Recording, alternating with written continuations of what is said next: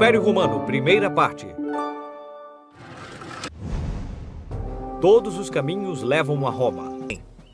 Quando se diz que todos os caminhos levam a Roma, não se está fazendo referência apenas a esses caminhos por onde transitam carroças e cavalos, mas também ao nascimento de muitas ideias fundamentais da civilização ocidental. O Império Romano foi tão influente, não só em sua época, mas em tudo que a civilização ocidental fez desde então, que se acreditava que tudo o que foi dito, tudo o que foi feito e tudo o que foi pensado nos séculos posteriores tem alguma relação com os romanos. O Império Romano foi um dos mais importantes da história. Rômulo e Remo. Roma nasceu às margens do rio Tibre, por volta de 750 a.C. Anos depois, os gêmeos Rômulo e Remo nasceram. Eles eram descendentes de Enéas. Isto significava que um dia iriam crescer e governar o reino. Então, para evitar isso, o ambicioso rei Amúlio, tio de Rômulo e Remo, decidiu abandoná-los num cesto na beira do rio Tibre. Reza a lenda que eles foram encontrados por uma loba chamada Lupa, que descobriu os dois meninos recém-nascidos e os amamentou como se fossem seus próprios filhotes para mantê-los vivos. Quando Rômulo e Remo cresceram, quiseram fundar uma cidade.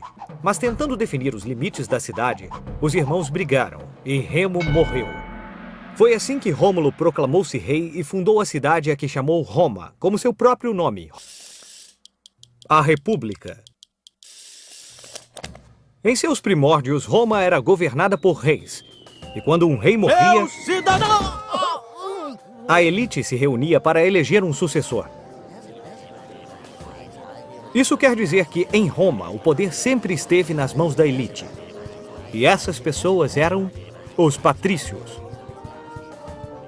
Os patrícios eram os cidadãos que pertenciam às famílias mais antigas da cidade. Um grupo de patrícios, geralmente os mais sábios e experientes, formavam um conselho que limitava o poder supremo do rei. Esse conselho era conhecido como Senado. O Senado romano foi ganhando poder e prestígio, até que em 510 a.C., um rei particularmente mau foi deposto, e o Senado proclamou que nunca mais Roma teria um rei. De agora em diante, Roma é governada pelo povo.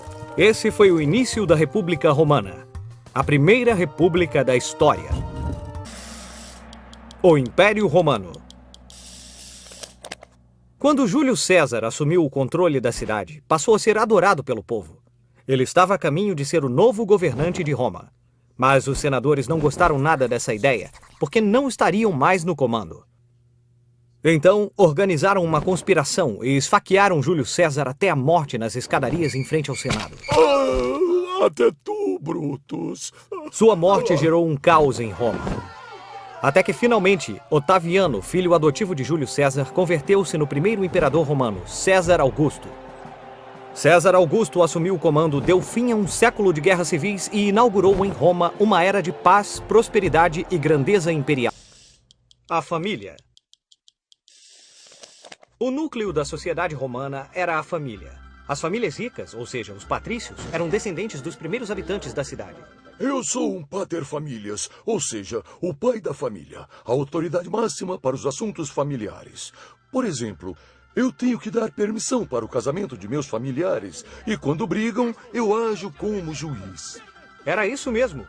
Tudo e todos na casa dependiam deles. Não só os filhos e parentes, mas também quem vivesse sob sua autoridade, inclusive criados e escravos. É claro que era melhor respeitar e obedecer ao pater familias, pois ele tinha tanto poder que a lei o autorizava a dispor da vida, vender como escravo ou matar qualquer membro da família. O que você disse? Nada, nada. As normas. A lei era algo muito sério em Roma, porque quem a violasse poderia perder todos os seus bens ou a vida.